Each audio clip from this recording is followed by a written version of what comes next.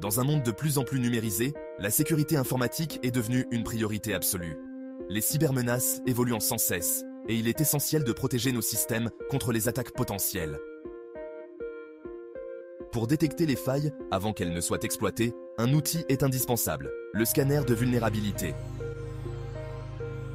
Un scanner de vulnérabilité est un logiciel conçu pour identifier, analyser et évaluer les failles de sécurité dans les systèmes informatiques. Ces vulnérabilités peuvent inclure des configurations incorrectes, des logiciels obsolètes, des ports réseau ouverts ou des comportements à risque qui pourraient être exploités par des cyberattaquants. Pour choisir un bon scanner de vulnérabilité, il est important de considérer plusieurs critères. La précision pour minimiser les faux positifs et les faux négatifs. La fiabilité pour garantir un fonctionnement stable, même dans des environnements complexes, et l'évolutivité pour s'adapter à la croissance des infrastructures. Une bonne gestion des rapports est également essentielle pour interpréter facilement les résultats et appliquer les corrections nécessaires.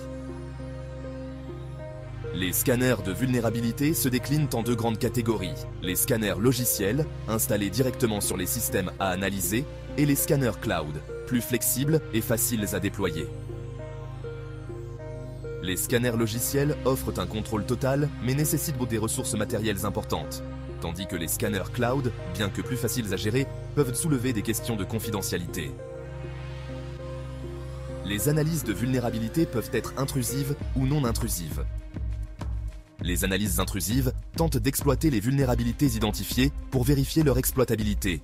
Elles peuvent offrir des informations précieuses, mais comportent un risque de perturber les systèmes.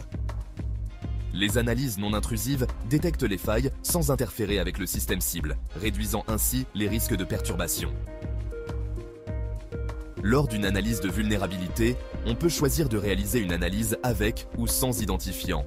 Dans une analyse avec identifiant, des noms d'utilisateurs et des mots de passe sont fournis au scanner pour un accès autorisé au système.